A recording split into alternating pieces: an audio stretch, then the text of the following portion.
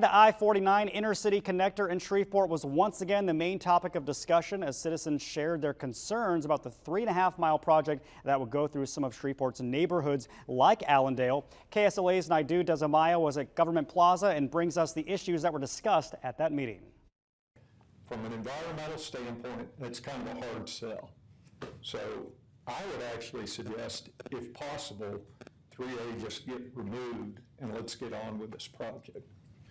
There are people that have literally lost their lives because they cannot get to the trauma center located on Kings Highway.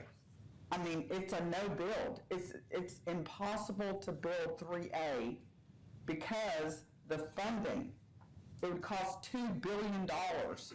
Those were some of the main concerns about the I-49 inner city connector that were brought up during the latest Metropolitan Planning Organization meeting. It's a project that would solve the issue of connecting I-49 and I-20 and I-49 and I-220.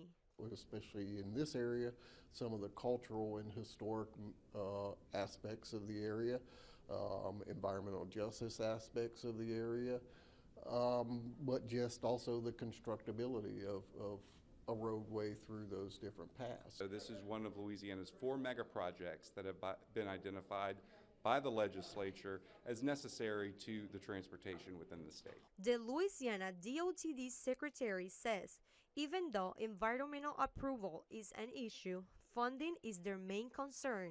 Once we have that environmental approval, which we will eventually get, how are we going to pay for the construction? Because currently we do not have the pathway forward to be able to actually build the project once it receives that approval. The Northwest Louisiana Council of Governments, also known as NLCOG, started working on this project with the state in 2008, while the formal environmental process started in 2011.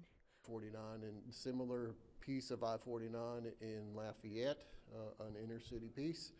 They were 20 years. They had an environmental document. They had approval from everyone. Someone, again, like I mentioned, did file suit and they had to go back and do it over. So they're all back into this process all over again. As of right now, this portion of I-49 ends at Murphy Street in Shreveport.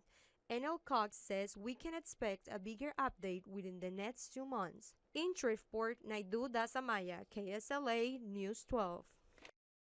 And the executive director for NLCOG said they have a good timeline worked out with DOTD and other involved agencies, and they hope to have an alternative route announced by the end of 2024. Also, if the environmental process continues as expected, the logistics of engineering and design could be happening within the next 2 years.